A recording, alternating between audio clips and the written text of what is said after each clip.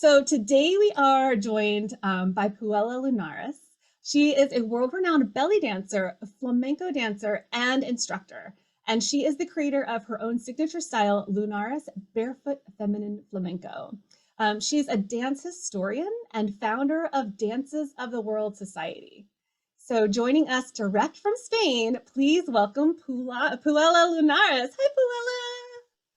Hi, thank you so much for hosting me. And I welcome you from my winter home in Spain. I'm right now in Jerez de la Frontera, which is the city of flamenco, one of the cradles where flamenco was born, and where flamenco still remains as a living culture, not only as a performing art on the stage, but as a living culture in the lives of people. And we're going to be talking more about that. Yes, so Puela is here, as everybody that dances at Fat Chance Belly Dance Style knows. A lot of our dance style is inspired by flamenco, and a lot of us, I know, have studied it, or a lot of you all have studied it in the past. And so when I started talking to Puela, she reached out and she said, I have been watching some videos of Fat Chance Belly Dance Style, and I see so much flamenco influence, and I would love to share my culture and my experience with your community. And I have goosebumps because I was just like, yes, please, we would love to have you. So thank you. So Puela, if you can start just by telling us a little bit about yourself for those of us that aren't familiar with what you do and what you offer. I was born in southwestern Spain in an ancient village that has been inhabited since prehistory. So it's a long heritage. And I grew up in the ruins of this castle. Like, you know, I'm not a princess, but I grew up in a castle. The most important thing, I think, is that growing up with a heritage that goes back to the ancient Roman Empire, to certainly Al-Andalus, because this was part of Al-Andalus, which is the Arabic name for Spain. I don't know if you know, there was Muslim domination or Islamic domination, Arabic domination in Spain for over 100 years. And then all of this heritage comes in my work as a movement artist, as a dancer, as a dance educator, because teaching is my passion, as a multimedia content producer, as a scholar, researcher, teacher training, because that's one of my major functions, to pass down this heritage to people who are interested in it. And I think that's an important one. Then, you know, I became a TV producer, a glamorous top entertainment TV producer in Miami with Univision, which is the largest Spanish-speaking network in the US, and I'm there with Antonio Banderas, whom I adore. He's amazing. And I gave up that glamorous job to become a full-time dancer. I was taking lessons in my spare time, and I thought, dance is my life, it's what I want to do with my life. So I went back to my native Spain from Miami, and I studied with the most legendary masters I could find in Sevilla, like Maestro El Farruco, for the Gitano tradition. And I also studied feminine flamenco with Matilde Coral and Estrella Morena, that carries also the lineage of the Alameda de Hercules. I'm talking about all the school flamenco, which is what I'm very interested in.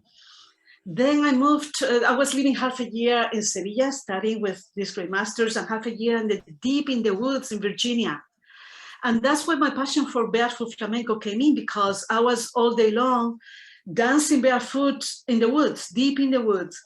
And then was like the shoes, the flamenco shoes didn't make any sound. So it didn't make any sense to wear them. The reason why I'm bringing us Dances of the World Society is because when I was living on the Blue Ridge Mountains of Virginia in 1994, I created Dances of the World Society because I understood that just like I grew up in a village and a lot of those traditions were getting lost, now that was in the rural area, I understood that a lot of cultures were changing really fast, and a lot of amazing rituals and traditions and life and dance in people's lives were just disappearing from planet Earth. And it was this urgency to document them and pass them on to future generations, so all that wisdom doesn't get lost. And that's where I founded the Dances of the World Society. Then over the years, let's see, here we have Dances of the World Society, is dancesoftheworld.org, if any of you are interested in learning more about it. And over the years, we have grown. We have now a fiscal sponsorship with New York Live Arts, which is a wonderful organization, Bill T. Jones, you know, contemporary dancers that appreciate roots and heritage. And we also connected with the UNESCO through the International Dance Council. And right now in my teacher trainings, we are able to offer international certifications. But, you know, I have been researching for a long time because research, learning and teaching is my passion. So I have gone to places like Morocco to find the heritage that was gone from what we call today Spain. You know, it's a long history, but a lot of our culture went into North Africa. So I went a lot into North Africa and the Middle East to research and to understand in a more deep way our roots. And let's see, we hear them performing. Who doesn't want to know about performance? Yes, I'm very honored to perform for wonderful people, both people that are famous and people who nobody knows. You know, like I remember performing in the city of Petra in Jordan for a family of Bedouins. And this family had like 20 kids, 4 wives, and performing for them there was such amazing experience. But I have also performed for the royal family in Jordan or for amazing people that I admire, like Dr. Deepak Chopra. So it has been a very glorious career. And although my real passion is teaching, I have performed in many amazing, beautiful places. The most amazing place where I have performed in my life has been the ancient city of Babylon during the International Babylon Festival. And that was the throne room of Alexander the Great between the Tigris and the Euphrates. You know, that wind desert was amazing. It was a life-changing experience to perform in that ancient venue. So that's just sharing a little bit about me. It's been a long, many years of dedication since 1993 when I gave up my glamorous job as an entertainment producer.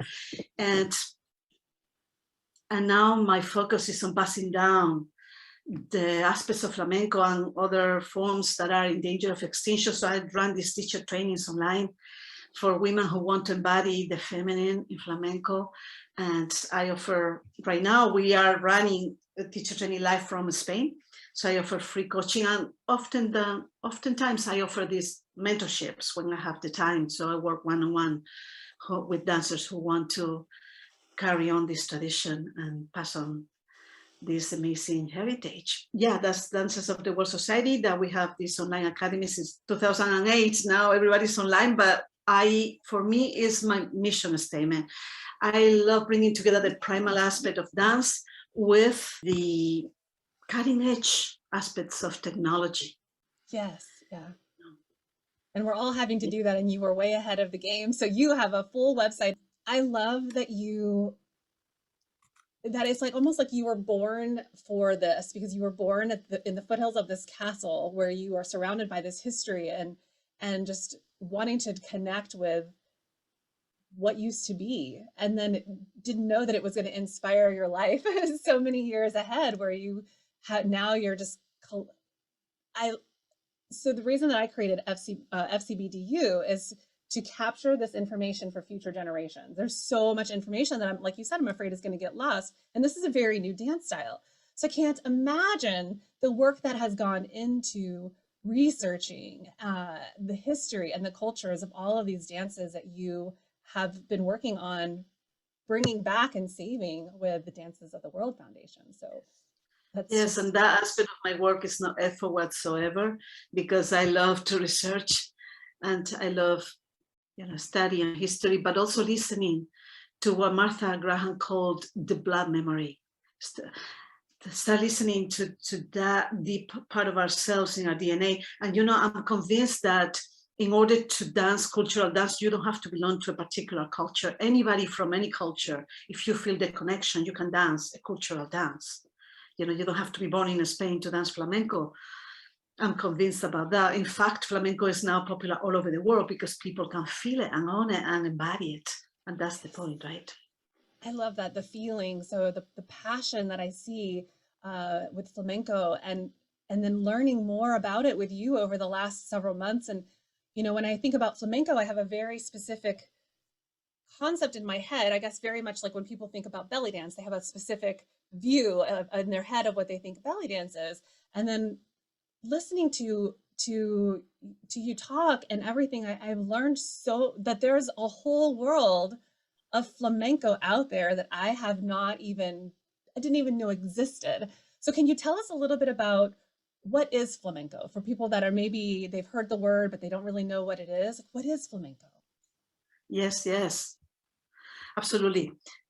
So, you know, to make a long story short, the Webster Dictionary defines flamenco as as multiple performing art. And I was so pleased when I read that, because flamenco is not just one, it's not just a dance form. It's first and foremost a music genre. It's a music genre and it's also a dance form. So it has evolved into three modalities that are the main modalities. One is the baile, which is the dance. Another is the cante, which is the singing. And another one is the toque, which is the guitar playing. And the guitar in the last century has evolved tremendously to become a performing art in its own right. So right now there's a lot of guitarists all over the world that do concert guitar playing, like solo performance. And it has become its own genre, to so to speak, its own performing art in its own right. But the three things come together. And that is the beauty of flamenco, that there you have the singing, the baile, right, the dancing, and the toque, the guitar. And now there's also a lot of percussion, which traditionally is done with the palms of your hand, palmas. And now it's different instruments come in and create a whole world of percussion. So that, in a nutshell, I would say flamenco is that. It's a performing art, but we need to remember that flamenco is also a living culture.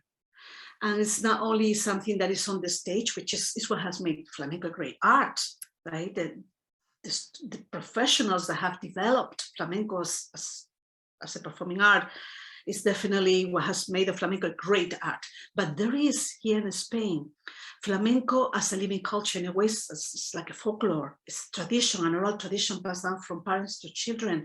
And we use that as a way of life. We use it in pilgrimages, in weddings, in celebrations, in church ceremonies, in fiestas, which is just gathering and dance with and for each other. We use it in religious festivals, you name it. Occasions that are important in life are celebrated through flamenco. And I think it's an important aspect. And that's why I love spending my winters here in Jerez. And when I retire, if that ever happens, I will want to live in Jerez, because it's a place where that's still alive. And I've done some documentaries and some courses on flamenco as a living culture. In fact, this is important because in 2010, the UNESCO declared flamenco an intangible heritage of humankind worth safeguarding. And the aspect of flamenco as a living culture was primordial for that, because that's what needs to be safeguarded, right? Flamenco as a performing art is well and alive, being performed in the most prestigious theaters all over the world. But flamenco as a culture, as an oral tradition, as a folklore, that needs to be preserved and valued. And that's the work we're doing with our program, Raíces Flamenca, Flamenco Roots, Dances of the World Society. It's the work we've been doing since 1994. So I was so happy when I saw the recognition by UNESCO. That is a culture worth safeguarding. That answer your question? Yes, that's amazing. And when you were just telling me that, I was just bringing in these floods of memories of my family. I know we've discussed, like, my family is from Cuba, and when I was lucky enough to go visit, we're just having a family get together, and the music's playing, and I'm dancing with my great uncle, and it's celebration, it's culture, and I know you live in the US half of the year, and here it seems like there's just we were missing so much of that creates these connections and this lineage and this heritage in our own country. So I'd love to hear that it's a whole culture. And I think there's currently a flamenco festival. Is that right? Where you are now? Yes. Parties in the evenings and dancing and. Yeah, the Flamenco Festival is, of course, it has marvelous performances, like with some of the most prestigious performers in the world come and perform here. And then there's also lots of educational programs. It's a festival, but on the side of the festival, people gather together, but people do that in Jerez all year long, but during the festival, even more so.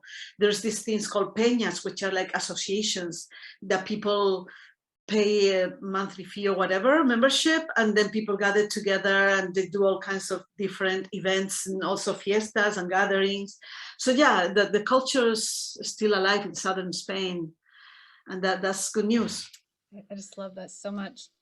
And then you were saying, of course, flamenco is a living, breathing culture, and there are also, can we just touch on like different styles of flamenco, because you specifically are working with Barefoot Feminine Flamenco, and I was really fascinated to hear the story, because when I think about flamenco and when I go to the restaurants, when I see the performances, I see the shoes and the a lot of the footwork with these like high heels on, like what you were talking about. You can't hear those in the woods.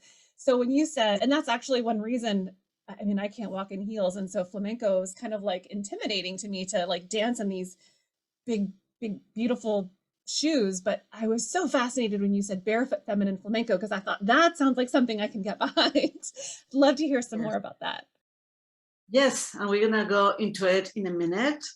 And we're going to see barefoot flamenco and then feminine flamenco, because they are two different things, or do I do both of them at the same time? And when we talk about styles of flamenco, it's important to note and to realize that flamenco as a music genre is not one single thing. And then under the umbrella name of flamenco, there are probably more than 50 different styles. Just like in belly dance, we have Bellydance, Maxum, Shifteteli, Carcelama, Ballad. I mean, we already mentioned Ballady, Masmoudi. I mean, so many different styles, right? Different music, different rhythms, different melodies, different tempos, different. Same thing in flamenco. You have alegrías, bulerías, soleares, seguidillas, tarantos, tangos, zambra, sevillanas, fandangos. I mean, you name it. I could go on and on and on. And that's important to know, because most of the dances, there are a few traditional flamenco dances, but most of the dances are interpretative dances of flamenco singing. So that's important to know. And these flamenco styles of flamenco estilos are called palos. So if you were hear the word palo, which literally means stick, that means the different styles of flamenco. Like alegrías es de palo, zambra es de palo, bulerías de palo. These are palos, and these are like styles within flamenco. And then we have another differentiation would be the traditional versus the theatrical. So traditional flamenco dances are usually very brief, very simple, although the rhythm can be very intricate, but the steps are usually very simple. Anybody can dance it, like grandmothers, children, anybody can dance it. Are the ones that are usually done for celebrations. And the theatrical flamenco dances are usually long, elaborate, intricate, sometimes extremely complex and technically difficult. So that's the main differentiation. I would also say that flamenco, in many ways, like in general in southern Spain, flamenco is a badge of identity, of cultural identity, but furthermore so for the Gitana community in Spain, we call Calais, right? And this is because it's the Spanish Gitanos have one of the most rich musical cultures of the earth, I'm convinced. And there's when there are gatherings, there is also music and dance like there is no tomorrow. And a lot of the professional music and dance of flamenco comes from those roots, So it's a great contribution of the Gitana community, to the point that Spain without Gitanos, there will not be a Spain. It's just such an integral part of our identity in a culture. And so I think that's important to honor and to bring that up. And now we can continue with barefoot, but that makes sense, right? Okay. It does. And it inspires me so much to, just go down this deep rabbit hole. And I know I can do that on your website to just learn more and learn about the differences and really listen to the music as a culture and not just as an entertainment. So thank you for that. It's beautiful. Okay, good. So let's go into barefoot flamenco, and I have some images I have prepared for you so I can illustrate what I'm talking about. Let me share my screen. Okay. I just wanted to start with some history First, I'm going to give the historical perspective, and then I'm going to give the personal perspective, like why do I dance barefoot flamenco? And the historical perspective is that flamenco is not something that someone has invented now, or I did not create barefoot flamenco. You know, barefoot flamenco is not a concept that a dancer created yesterday or the day before. No, barefoot flamenco has been happening in Spain at least through the 1800s. Here we have this engraving was done by Gustave Doré, who came from France at the time of the Romantic Revolution. Doré and Davilliers were a writer and a painter, and they were working for Le Tour du Monde, which was a magazine in France, and then they published a book, and they registered these beautiful images of barefoot flamenco. So that's just to show, right, the heritage. Like I adore this one with the tambourine precisely because I dance flamenco barefoot with a tambourine. And to see that this is something that has been happening for more than over 100 years, to me, it's very inspiring and informative. And let me show you another beautiful one. Oops, this one, which was also done by Doré. They're all done by Doré. And this is a painting. As we can see, the people who dance the barefoot flamenco were not the wealthiest. You can see in their clothing, right? Probably they dance barefoot flamenco because they didn't have money to buy shoes. You know, it's being a sign of wealth at that time to be able to wear shoes. If you didn't have money, you probably went barefoot, and people dance the way they were. And so that has been it's a heritage. Like right now I dance because it's a choice. I could buy shoes, and I have tons of shoes, but I choose to dance barefoot. And that's something we'll talk about it later, that barefoot is not a technique, it's a choice a dancer makes. So now this style of flamenco lived together with another style of flamenco that was called the beginning of flamenco as a performing art. It was called the café cantantes. The café cantantes came from the French café chantant, and they were not cafes, they were not coffee houses. I find that spread sometimes on the internet. There's a lot of misinformation, so careful with some things on the internet, because I have read a lot that the café cantantes were coffee houses, like places people go to drink coffee. No, the word café didn't mean that. They were more like music halls, like the variety shows, like the vaudeville. They were places, establishment with larger stages. You see like 16 performers on that stage, but people could eat and drink and chat. There were social venues where great performances were being offered with a lot of variety. So those were the café cantantes.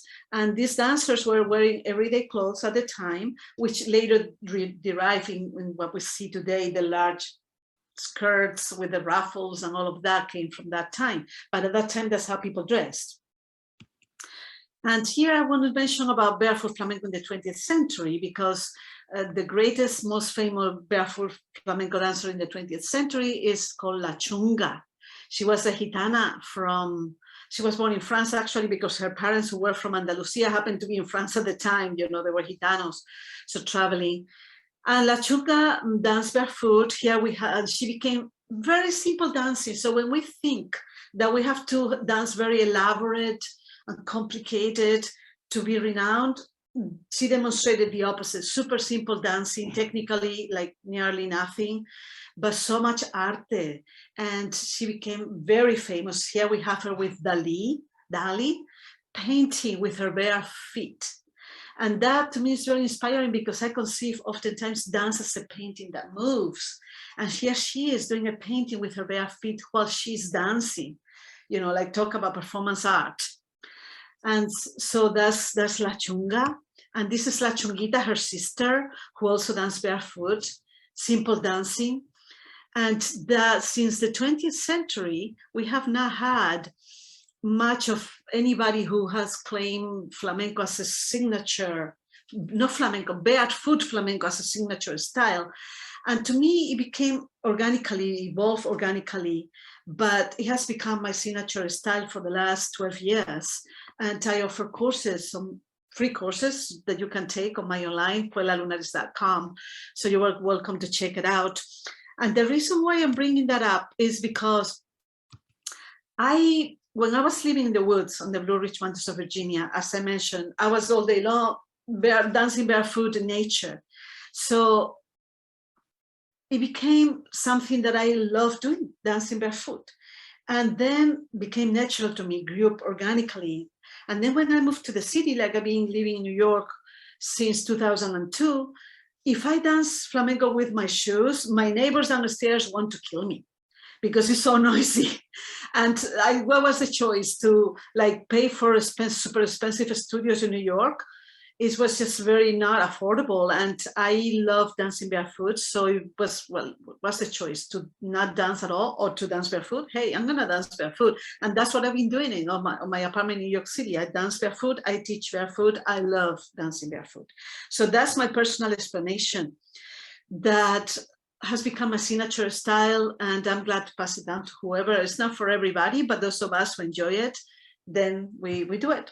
And definitely you don't have to dance flamenco barefoot. You can dance flamenco as you wish. You know, with sometimes when it's winter and it's cold, I wear my ballet slippers just to protect my feet from the cold. Or if I'm performing in some very hot stage, I wear my Greek sandals and dance with that. You know, there's all kinds of choices that we can make how we want to dance flamenco. And this, you know, people have begun calling me the Isadora Duncan of flamenco, which I feel very humble because I would never dare compare myself with the great Isadora. But at the same time, I feel very honored because she's a deep inspiration for me. How she decided not to dance with the slippers, ballet slippers in the beginning of the 20th century because she felt constricted. And that's my story. I felt constricted in the heavy flamenco shoes. And I feel more free, more lyrical dancing barefoot. So I just honor Isadora very deeply. And, you know, here I am in Central Park dancing barefoot with my tambourine. I teach a whole course on tambourine with barefoot with flamenco. And just wanted to share that because it's a style that was the origin and that validates my very being, that me that I understood from Martha Graham, that, like I mentioned, we have to listen, right? To that blood memory, and this is my blood memory, absolutely my ancestral memory. So that's something that you can find out more. I teach variety, barefoot, feminine, flamenco, different styles, and that is for you to explore if you think that that must be something that you want to explore. But that's, in a long story short, that's a little bit about barefoot flamenco. I love the term that you just used, blood memory, because it's like dance is, it's not created or specifically for the stage. Like I know I don't dance in order to perform. I dance because there's something inside of me that needs to dance, and being connected to the earth through my bare feet just brings out so much more.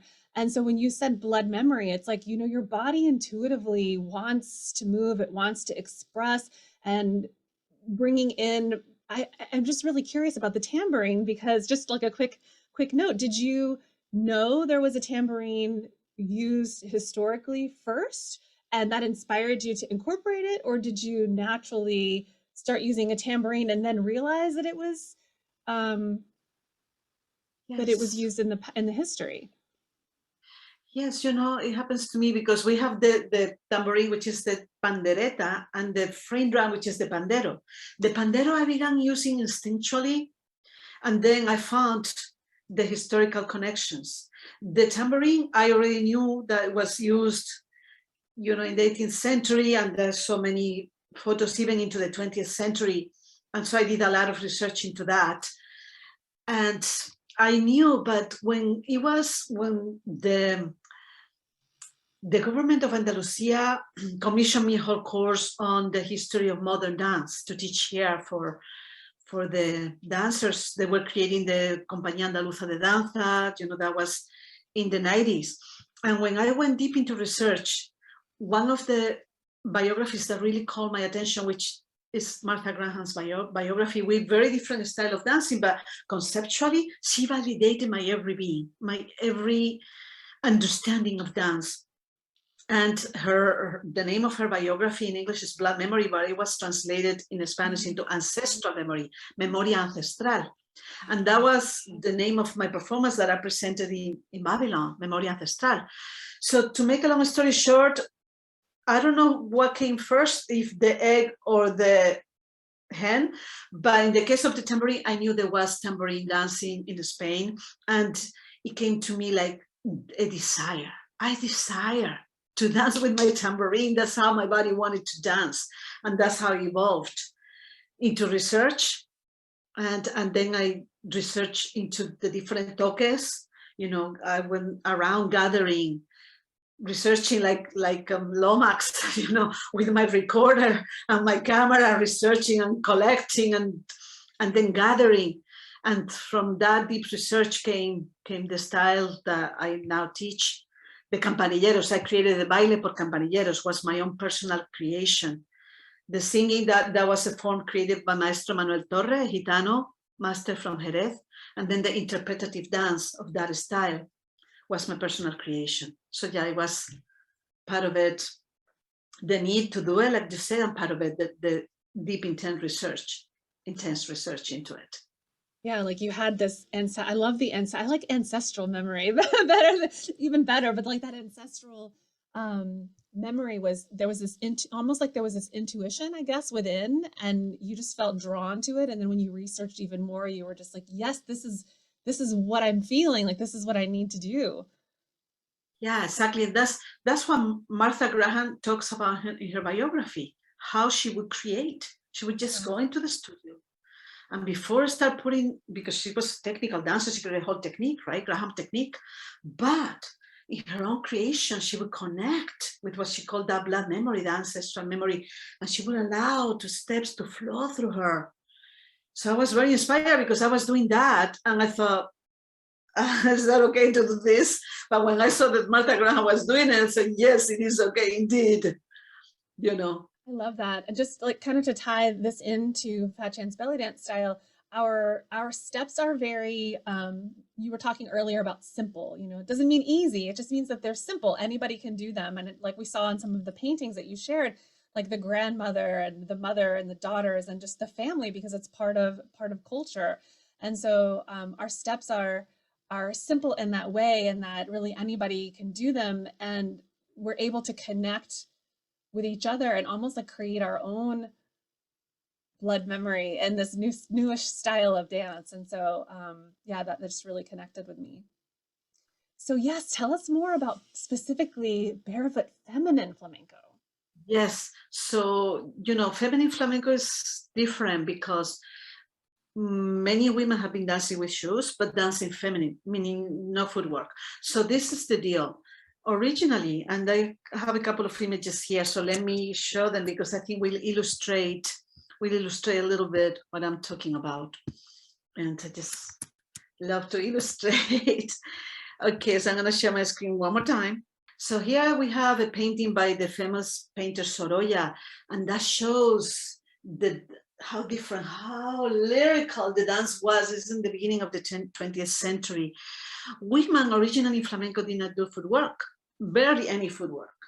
And the footwork was the dance of the male, of the men. You know, so it was very clear distinction between feminine and masculine. Women dance with their braceo, with their floreos, their arms, their hips, their torso, their eyes are important, their hips, their skirts. Women also dance with everyday props, everyday life items, like a fan that we use for daily life, like a shawl, manton de Manila, like the hat, like the skirt. At that time, women wore the long skirts, and that was everyday item that women turned into an artistic prop. And so that was the feminine flamenco. And that stayed so for a long time until the 30s. But in the 30s, something very important happened. And it was the coming of Carmen Amaya. Carmen Amaya danced masculine. She danced footwork that was like incredible. It sounded almost like a machine, super strong, super fast, stronger than the men, stronger than anybody has ever seen. And that was not an evolution of the baile, of the dance, was a revolution. It changed the landscape. Carmen Amaya, I'm sure, is the most imitated flamenco dancer in the world in history, because after she came out, most women began imitating her dance style. And she was in exile from Spain because there was a dictatorship in Spain at that time. So she went in exile, she traveled the world, and she took the world by storm. She became super famous. Even in Hollywood, she made movies, you name it. I mean, she was very impressive. It was really amazing to watch her dance. Search for some of her videos, Carmen Amaya. And ever since, the feminine dance has almost disappeared. You know, only a few dancers remain after her that maintain the Baile de Mujer. And even then was like sort of despised, sort of like, oh, that's not dancing, because, you know, how can you compare that simple dancing to this incredibly intricate, complex, and like phenomenal dancing, right? So, and the Baile de Mujer became quite, you know, ignored, like doesn't have as much value. So I think that has a lot to do with the values in society. In our culture, difficulty for many people, it has more value than ease, right? And challenge and complexity has more value than simplicity. I know that for myself, because for a long time I was like, I'm gonna master a challenge, and that makes me feel like I have value. And so now I have changed. I have changed. The dance have taught me that difficult doesn't have to have more value than ease. In fact, I want things easy, delightful, flow. Those are my values now. That's why I value a more simple dance that anybody can learn, because I want to bring dance to people's lives. You know, and I highly respect and admire the heavy duty footwork flamenco, because I know what it takes. Only those who have tried to do it understand how difficult it is, but difficult is no longer my value, you know. I don't care about difficult. I want easy, fun, delightful, flow. That's what I want in my life. I think, I don't know, but I think many of us want to return to the feminine, because, you know, at the time of Carmen Amaya, women wanted to compete with men. And she came out being stronger than men. That was something like a model. But I think a lot of women now want to return to the feminine, to delight, to simplicity. And life has become so complex that a return to the simple, to me, is an idea whose time has come. So that's why I share this way of dancing, and for the fun and for the pleasure of dancing, like you said, but also performing. I watch performers that are beautiful dancers that dance in this feminine way with no footwork, like Pilar Montoya La Faraona, you know, who already passed away, the daughter of Maestro Farruco, my mentor. And she would dance with, most of the time with shoes, but completely feminine, you know, just her dancing with no footwork. And when you watch her, it's like, wow, it's mesmerizing.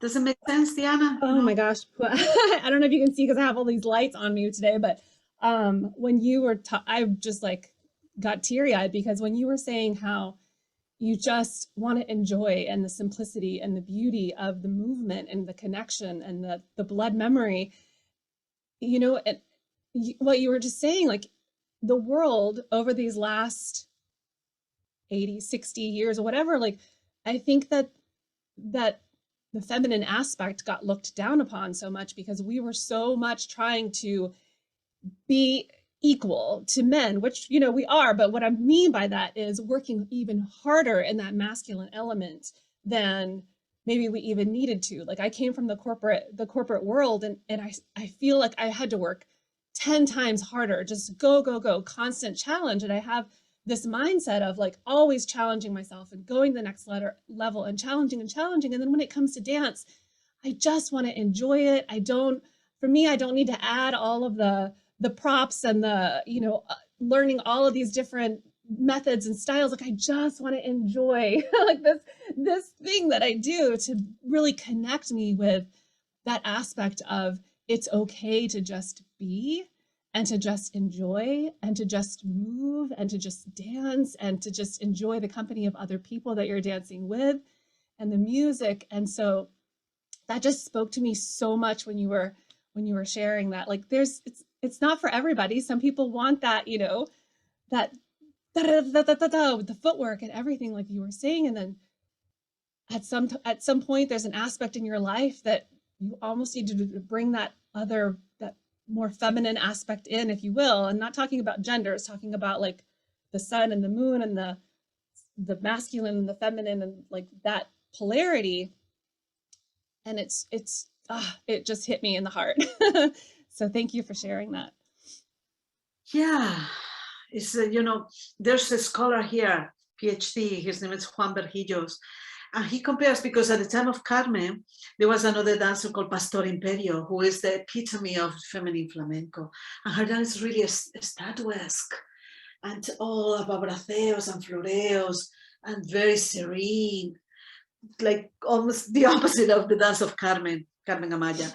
And this scholar, Juan Berguillos, calls the dance of Pastor Imperio the dance of being, el baile de ser. And the dance of Carmen, he calls it the dance of doing, right? And so the dance of doing, el baile del hacer. And I think that kind of flamenco is kind of with the spirit of the times. Yeah. You know, I think we are coming back to the desire for simplicity and for the feminine, because maybe we have had enough of the go, push, masculine. In general, as a culture, I think a lot of us are longing now for that. And just, you know, there's sunrises for everyone, right? So there's plenty of teachers that are going to teach you footwork like machine gun. You can be that as much as you want. And there'll be some of us who want to dance more feminine with our skirt and our fans or whatever, or just our arms. And it's great that there are options and the sunrises for everyone, and we all exist, and that's fantastic. I just wanted to emphasize a little bit, because I know that sometimes women who dance this style think, oh, how can we compare ourselves with those women who do the footwork? That's so much more difficult, and that's so much more impressive. And it's true, that's very impressive, it's phenomenal, but we don't have to compare ourselves, you know. It's different. That's all, it's different. And we have a whole historical heritage of women who dance like that, but it's been forgotten. So what I'm can offer is bring back the memories, the long forgotten memories. That's what we're doing in Dances of the World Society, you know, bringing back what is in danger of extinction, because flamenco for the most part right now is a hybrid. You see women doing footwork and then doing braceos and floreos, you know, put both of them together, the masculine and the feminine. Some women are more masculine, some women are more feminine. And there are now men who are reclaiming the feminine. Manuel Liñán just had a whole spectacle, a whole show with men dressed as women. Just like in the 30s, Carmen began dressing with pants, which was unheard of at the time. You know, my grandma lived from 900 to the whole 20th century. She never wore pants or dreamed of wearing pants, because back then women didn't wear pants, but she did. But now men are wearing skirts and dancing flamenco with the skirts in a feminine way. So the feminine is not only a property of women, men can also dance feminine. Just like the masculine is not property of men, women can also dance masculine, you know, or create a hybrid. So that is great. We all have the right to exist. And that's a fantastic thing, that there is variety, and, you know, it's all good. I think that dance has a way of bringing us what we need the most in life. Like there was a time where I needed that more masculine energy, and then now there's a time where it's like I need the more feminine, like that balance of it all.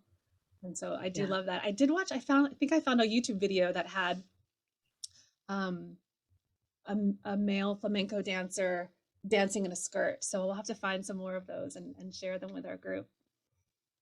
Yes. In fact, in my blog, I have a link to a documentary done by the New Yorker magazine about Manuel Liñán and his feminine flamenco. Yes, they have a whole show with the men dressed as women and dancing, and they do it really well. It's amazing how well they do the floreos and the skirt work. It's worth watching. So yeah, you know, if anybody wants more information about that, you can contact me, contact@puelalunaris.com or info@dancesoftheworld.org. We can leave the information, and I'm glad to share more information about all of this. Yes, and I'll definitely be sharing more of your information. And we created you an entire instructor page here on FCBDU. So after this interview, we'll actually be sharing the video on Puela's instructor page, as well as the link to her workshop is going to be there. And right now there's her full bio as well as a link to her website. But we'll be adding more and more information there for people that really want to go and learn more. And, you know, a reminder, Puela has an entire school on her website where she teaches many different styles. She teaches, I know you're doing like a cultural immersion from Spain that you've been teaching for the last several weeks. And so we'll definitely want to share all of that information with you all. So we'll make sure that everybody has that. And so next weekend, you're going to teach us a workshop. Yes. And I'm so excited about that. Yes. Can you tell us a little bit more about what we should expect to learn? Yes, absolutely. So I'll be teaching barefoot. You can wear whatever you want. You don't have to be barefoot to take it. And I would suggest bring a wide skirt because you're going to be doing, you know, beautiful skirt play and skirt work. La falda, baile de falda. And we are going to learn first we're going to work with posture alignment. Posture alignment is so important for flamenco in relationship with gravity. So we'll go through very nice conditioning exercises that help us to embody all this dance vocabulary, you know, in a very easy and delightful way. Then we're going to learn very important floreos, which are the movements of the fingers and the hands. Then we're going to learn the braceos, which are the arm moves. Yes. And we are going to also learn marcajes. Marcajes, when you mark the rhythm with your feet and your body, you know, you get in sync with that rhythm. And that's part of the dancing. We have many different marcajes. We're also going to learn some contoneos. The contoneos are the sways of the body in the feminine dance, in the baile de mujer. Those contoneos, the spiraling torso, and the contoneos, the sways of the hips are very important. So we're going to learn all of this dance vocabulary, which you can use for your own choreographies, for your own fusion. But in addition to that, we also, of course, like in any dance form, we're going to learn some vueltas, the turns, because, you know, it's primordial in any dance form, and so in flamenco. And then we're going to take all those elements and create a few combos so you see how they flow with music. And that we are going to explore at least, I'm sure we'll have time for at least 2, maybe 3 different combos and see all this variety and exciting dance vocabulary and technique and combinations. And I would love also if, you know, we as a community connect at the end through dance and through connection, because that's the beauty of technology. That's my artist statement, right? To bring the primordial aspect of dance with the cutting edge aspect of technology, and technology is there to serve us. And I think it's great that women from different parts of the world, like right now I'm going to offer this teacher training to pass down this tradition or this heritage, and we are women from different parts of the world. Isn't that fascinating? Across continents and cultures, we gather thanks to technology, and we learn and we share and enrich each other. So that's what we can expect in our workshop. We'll have fun for sure, lots of fun, and we'll co-create and we'll connect, and we'll enrich. I'm so excited about it. I mean, it's been, of course, a dream. And then ever since we started talking last summer and you were telling me about it, and then I was like, of course, have been on your website and watched your YouTube videos and everything. And I'm just really, really looking forward to it because of the energy of what you bring to the dance, and just, oh, I have goosebumps. It's just, I'm really excited about the passion and the energy and just the beauty and just really feeling that and embodying all of that. It's going to be beautiful.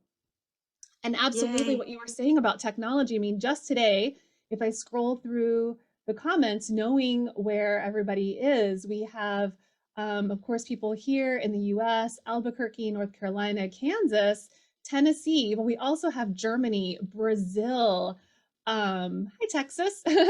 We have Argentina, we have Germany again. So we have just all over the world, just the people that have joined us here, and then to bring in all of these people to come together to learn from you about this culture and this history and this dance form, and then come together to do it. It's just going to be so magical. Thank you. I'm very grateful, especially because I love you, your energy as well. I mean, it's just like you inspire me deeply, and that's what I live for. This is what I live for. And do you think people might have some questions before we close? I think so. So I'm going through the comments. If you have any questions about anything that we've covered so far, or maybe something that we haven't covered and you've been like itching and hoping that Puela mentioned it, or any questions about next weekend, please feel free to put them in the chat. We'll give it a minute. There's a little bit of a delay, I think maybe 30 seconds, but I'll just read some of the hellos that have come in. Happy to be here. Hi from Brazil. Hello to all. Lisi says, so wonderful to learn about flamenco from you, Puela. Love from Germany. And Natty says, hola, ole. Stella says, yes, La Chunga is my favorite. And then Nicole says, mine too. And Nicole also says, Lomax is a great analogy for what you do. And I think speaking about La Chunga, maybe, Stella says her barrel turns are out of this world.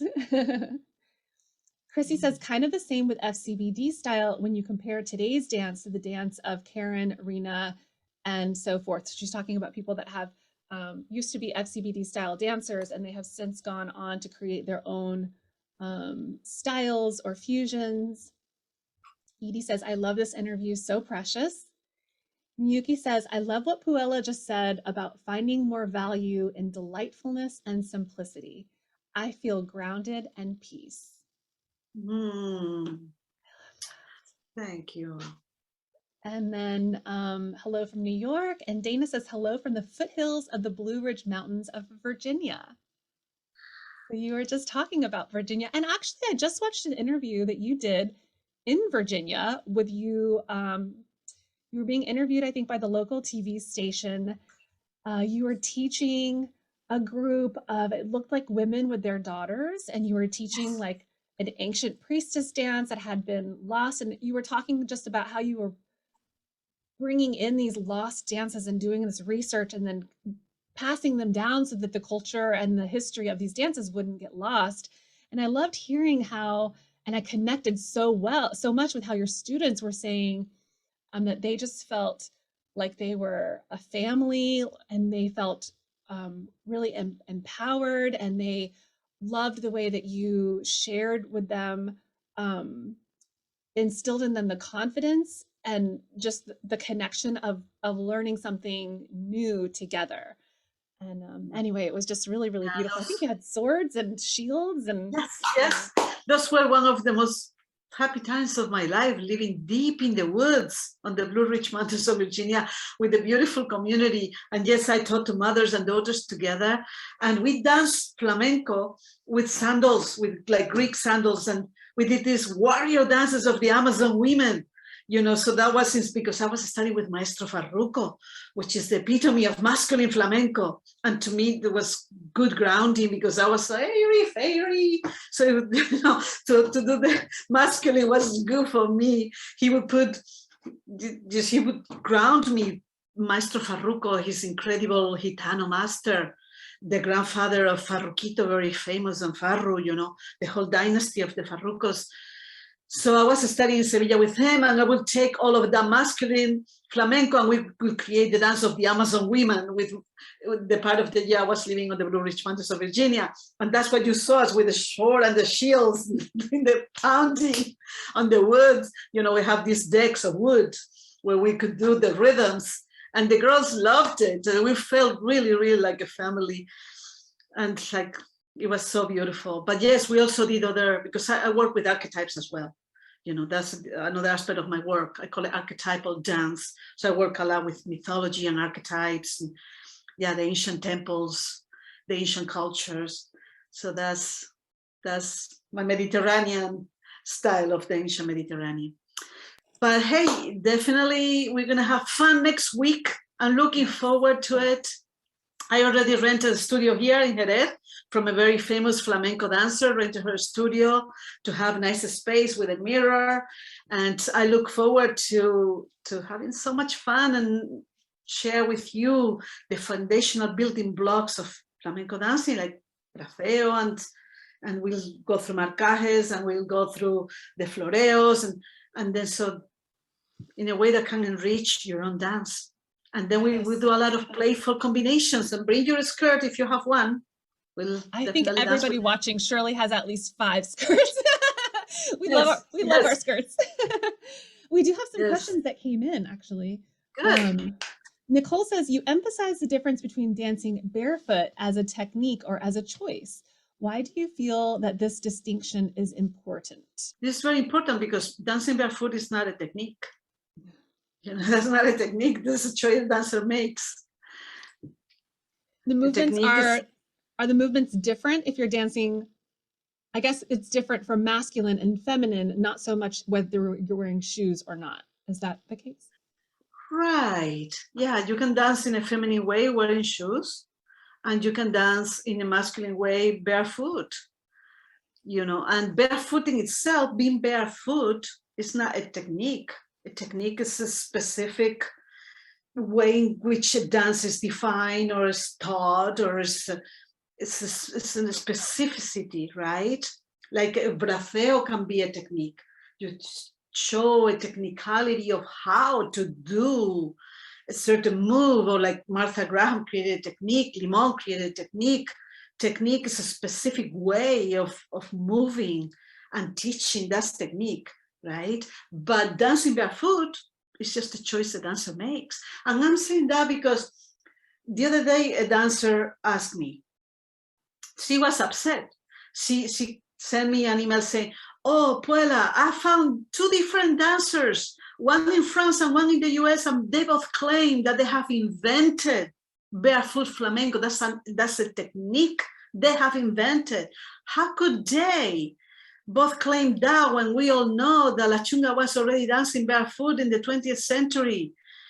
And so and I said, don't be upset. These are well-meaning dancers. They're just lacking information, you know, that being barefoot is not a concept that somebody has invented or a technique they have developed. This has been around for a long time, and it's being barefoot in itself is not a technique. It's a choice, right? You choose to dance barefoot rather than wearing a sandal or a shoe or a flamenco shoe, a ballet slipper, right? Like Isadora Duncan chose to dance barefoot, but dancing barefoot was not a technique. Her school, she developed a whole technique, and there are people who have transmitted the Isadora Duncan technique. You know what I mean? I think to me it's very obvious, but if somebody sees in a different way, I'll be glad to engage in conversation. No, that makes sense. And I mean, and our style of dance is very similar. I choose to dance barefoot because I feel more connected, but some people choose to dance with shoes, or because of their feet, they have to dance with shoes. And so it's not a different technique, it's just a different choice. So I think that's what you're saying as well. And then a couple of other questions. Macha says, who was the dancer or scholar who distinguished between baile de ser and baile de hacer? Yeah, baile de ser. There's Juan Vergillos. His name is Juan Vergillos. And I'll be glad if you email me, contact@puelalunaris.com or info@dancesoftheworld.org. Either email works, or just come to my website and contact me. I'll send you the spelling of the name. It's Juan Vergillos. Okay. And baile de ser, and can you translate those? I know dance of. Baile de ser is the dance of being, and baile del hacer is the dance of doing. Yes. Okay. And I know that you're a yogini as well, and so we talk, about the masculine and the feminine, and the ha and the tha, and then the being and the doing is also like the yin and the yang. And anyway, it's just the whole other spiritual aspect of bringing that into dance as the being and the doing, and having that balance in there. Pam says she's representing Chile and can't wait to take the workshop. And Carolina says, thank you, Deanna and Puela. It's a pleasure to join you here. Hi, Carolina. Wow. Yeah. Wow, I admire you so much. You're one of my idols, really. She's been really looking forward to having you to listening to the interview and to the workshop next weekend as well. So Chrissy says, my comment before was about the ever increasing complexity in our dance. Yes, Chrissy, I got you. Nicole says, why is it important to you to point to barefoot dance as a choice rather than a technique? I think we just, I think we just covered that. And many thanks, very interesting. Pam says, this is so precious, gracias. Maureen says, really important message and style for our times. And Masha says, thank you. And Bobby says, love your joy of dance for all, no matter what age. So Bobby, I just happen to know, and I won't say the numbers, but Bobby started dancing later in life, and she's been just all in and taking lots of classes and just finding that joy and later on in her life. So thank you for doing that. Thank you so much.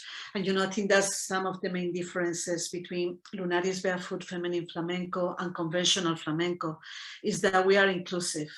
The age, no matter what age and no matter what shape, like Pilar Montoya, La Faraona, the pharaoh, the daughter of Maestro Farruco, my mentor, she was a big woman. And when you saw her on the stage dancing, she was so sensual and so confident that, oh my God, she was mesmerizing to watch.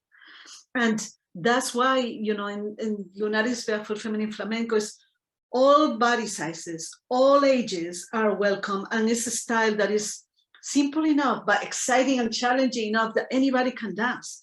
Whereas conventional flamenco can be, it can be so intimidating, and I like that our style is very inclusive. And I think your style, Fat Chance Belly Dance, is also very inclusive, right? And oh yes, definitely. It's a great gift. It's the gift that we can give to the world, is the gift of dance. Yes. Yeah. And it's so important for other people to see, I think also to see themselves in the dance, like seeing older women dancing and knowing that you can do that as well. And like that brings that joy into your life. So just having that, I guess, that representation of all ages, all ethnicities, all, sizes, everything, just everybody's welcome. Just come and enjoy and feel it and embody the energy of it all. So yay! Yes, we need to dance more than ever. That's my artist statement, that we, in this time and age that we spend so much time in front of one screen or another, we need to dance and we need to move more than ever. So yes. It's true. It's true. Oh my goodness. Okay, well, so we've gone a little bit over, but I could just talk to you forever. So, and I know there's like so much more that we've talked about, I know, in other Zooms that we have had. So maybe we can bring you back on one day and we can talk about a variety of topics, spirituality and dance, or maybe some of your studies in other Mediterranean dance styles. But Puela, thank you so much for your time today and for being so open and sharing I can clearly see your love and your devotion, and understand why you just had to make dance your life and just go all in on the research and the study and the teaching. So thank you so much. We're so lucky to have you here on FCBDU as part of our community, and really looking forward to learning from you and with you next week in your workshop. Yes, absolutely. I am delighted. I am honored. I am grateful. And I admire you very much for all the beautiful work you're doing with your university and expanding this inclusive style that Carolina created and is now all over the world. That is amazing. And certainly look forward to our workshop. And if anybody wants more information about our teacher trainings that we're running now directly from Spain, or if I can provide any further information about anything we have spoken today, feel free to contact me. I'm here to serve. I'm here to share and to connect. So thank you so much. Muchas gracias. Thank you so much for joining us today and for sharing all of your love. And we will, of course, see more of you next week. Yes, we shall dance together next week. Let's dance. Yay. Okay, bye everyone. For more fun and free resources, join us at puelalunaris.com.